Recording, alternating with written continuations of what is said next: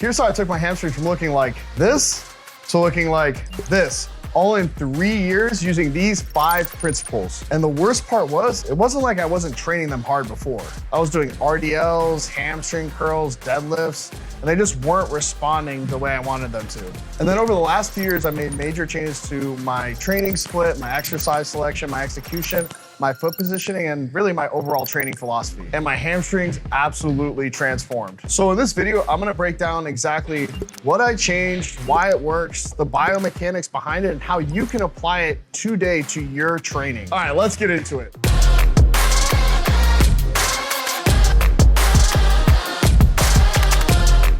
All right, number one was my actual training split. So like most people, I used to have like a quad dominant day and then a hamstring dominant day. So like Wednesdays I do quads, Saturdays I do hamstrings. And that's one major thing I changed is if you have a lagging muscle group, you really should be targeting it and stimulating it twice per week.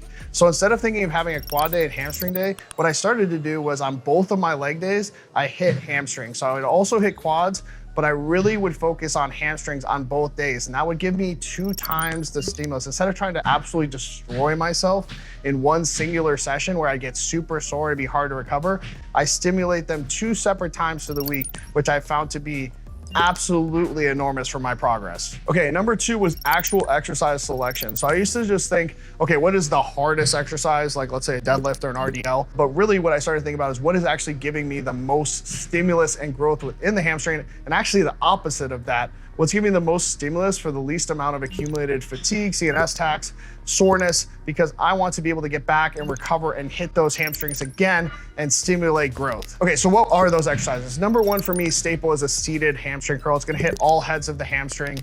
It's very, very stable. You're going to be able to, basically, it's like the bicep curl of your leg. Basically, we're creating flexion and extension at that knee joint, and it puts you in a really good leverage. So the way I do them is by leaning forward and really hugging, either grabbing onto the apparatus or hugging those handles and leveraging myself forward. And that does 2 things. Number 1 is it gives you more leverage to actually drive that force from stretch through hamstrings and keep it out of the lower back. And the second thing it does is actually elicits a bigger stretch, because think about when you are trying to stretch your hamstrings, you reach down and touch your toes, right? So if I hinge at the hips forward, I'm actually gonna push more of that stretch and emphasis into hamstrings, and I like it so much more than pushing back. I used to always push back into the seat, and now I lean forward and I really reach for it, and that's gonna add on any hamstring curl across the board, it's gonna create more stretch. So even if your seated hamstring curl doesn't have great stretch, that one cue and that one change is going to do those 2 things, and trust me, it's going to accelerate the stimulus that you're going to achieve from a seated hamstring curl. All right, number 2 is a bar supported dumbbell RDL. So these are literally one of my favorite exercises. I love a barbell RDL or a Smith machine RDL, so don't kick those out of bed. But what this bar supported RDL does is it creates an extra hinge point on your mid quad, which allows you to almost reach forward with those dumbbells and put a crazy amount of stretch in the hamstrings. And what I do with these is focus on more of that bottom half of the reps. So in that stretch phase where I'm not taking over with my lower back, I'm not taking over with my glutes. So what I try to do is keep most of those hamstring movements, mostly in hamstrings, especially in a hip hinge, where glutes can inevitably take over a lot. So what you see here is the bar is gonna be at mid to upper quad. You don't want it to be too high where it's gonna limit the range of motion. You don't have to be too low where it feels like you're gonna flip over the bar and actually lose hamstrings. So it's that kind of mid upper quad is gonna be the perfect spot for these. And the other thing is you wanna relax the shoulders and you just wanna drag out with hamstrings, and you wanna pretend like those dumbbells are an elevator shaft. You're going just straight up and straight down, and you're not standing all the way up to the point where your lower back and glutes are taking over and you lose contact with the bar. You should always feel like your quads are almost like pushed against the bar. So you kind of want to push those dumbbells forward and away from you.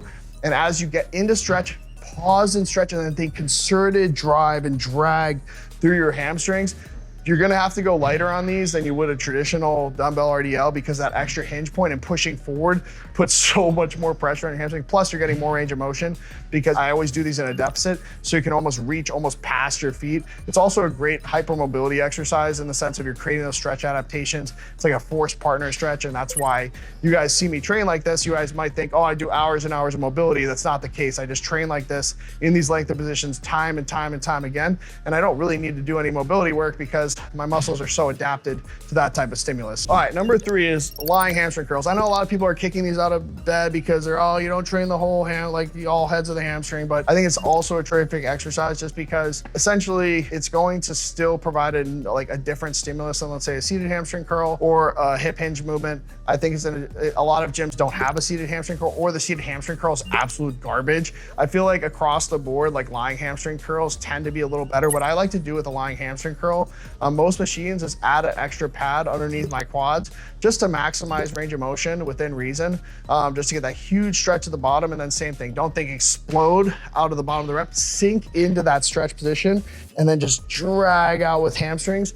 And the biggest part of this too is don't shoot the hips forward. A lot of times I see people do hamstring curls too heavy and they shoot the hips. I want to keep those hips nice and up and just think, literally all we're thinking is flexion and extension at that knee joint. That's what's going to be what the hamstring is performing in that movement. So if you start doing hip pushes, you're just gonna start taking over the adductors and glutes, and you're not gonna get any more hamstrings. All right, number 4 I really love is GHD. So this is a machine that a lot of gyms have where you can set up and do a hamstring focused GHD. So it's when we have the pads on the quads, you hook your heels into a second set of pads or your Achilles, and that's where you're going to essentially get a huge stretch over that. And you don't wanna do the thing where you pull the chest up and think like, oh, like hyperextend through the ceiling. No, you wanna think, tuck the hips, crunch the core, get a big stretch over that pad, and then just drag out. Like I always say, drag out with hamstrings and keep that crunched core and try to keep it out of lower back. Where you're gonna get a lot of lower backs when you go from here and then you extend. So you go from that spinal flexion to spinal extension, and you kind of pull the shoulders up and through. That's where you're gonna feel your lower back start getting lit up. And that's not what we want when we keep these in hamstrings. So crunch core, get a huge stretch over that mechanism, and then just drag out with hamstrings up insofar as you start to feel the glutes start to take over, and then go right back into the next rep. All right, number 3, as much as I could teach you about what exercises to do, rep schemes, what's most important is execution. And one of the biggest things I've talked about in this video is twofold. Number 1 is get into that stretch phase, sink that stretch, get a slight pause and stretch, and instead of thinking of exploding, which is gonna be a lot more stretch reflex, you can take over your hips, you can take over their glutes. Think drag out. Think if you're doing a hamstring curl, get into that stretch and just think all hamstring, just drag out of the pocket. So it's not slow, but it's a concerted drive through the target muscle group. And I use this on every single exercise. You guys see it. And I think I get a lot of flack up for it online to be like, oh, you don't have to go that slow, bro. Why are you pausing and stretch? It's because I'm trying to think, okay, get there, sink, stretch, and then concerted drive through the hamstring. And I swear, like, my hamstring started to grow. It was less so to do with the exercise selection and more so to do with how I was executing each and every movement. So if you guys take anything from this video, yes, I think frequency is important. I think exercise selection is important, but execution and the effort that you guys put into each of these working sets is gonna be so much more important. I could teach you about, okay, like this is how you structure your program, but if you're not pushing your sets close to failure with this really, really good form, you're not gonna see the progress. I'd rather see you guys do 1 or 2 really, really hard sets with great form, with great execution, pushing into that stretch phase, dragging out of the pocket, than doing 6 sets of you're just like throwing weight around. You're just not gonna get the growth from those 6 sets. You would have 1 or 2 really, really hard sets taken closer proximity to failure, 1 or 2 reps. All right, number 4, this is one I see so much from a lot of people, and I used to do it myself, is setting up with the toes out. So I do this with my quad work as well, setting up straight on.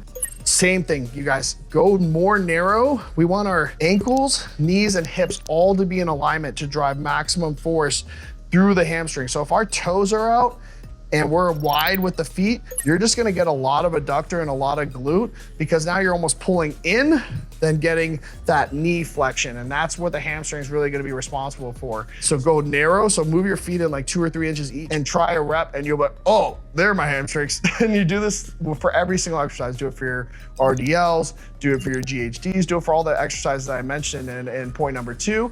And this one little change, I guarantee you, you're gonna start feeling your hamstrings so much more. And I didn't realize this, that I was doing it myself. And so don't think that like, oh, it's so dumb, I've been doing this whole time. Like, I used to make the same mistakes, and that's why I love making these videos. And I know some of you in the comments like, oh, you made this video before. It's like, sometimes people haven't absorbed my content. I think it's so valuable to see these little tiny cues that will make a huge difference in your training. So try it out and let me know what you guys think in the comments below. All right, and number 5, I stopped training hamstrings like an afterthought. I started taking hamstrings close to failure every single set with perfect form, because I'm sure you guys have gotten into this trap where you get to the end of your workout, you're like, ah, dang, I gotta do some hamstring curls and some calves now. It's like they get tossed in the same bucket.